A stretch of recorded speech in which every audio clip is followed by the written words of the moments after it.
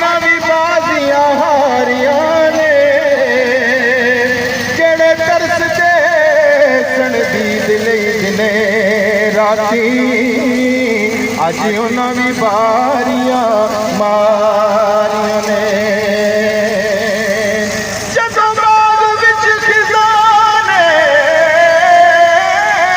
ਵਾਲ ਖੋਲੇ ਪੰਛੀ ਉੱਡ ਕੇ ਮਾਰ ਉਡਾਰੀਆਂ ਨੇ ਮੁਹੰਮਦ ਬੂਟਿਆ ਝੂਠਾਈ ਜਗ ਸਾਰਾ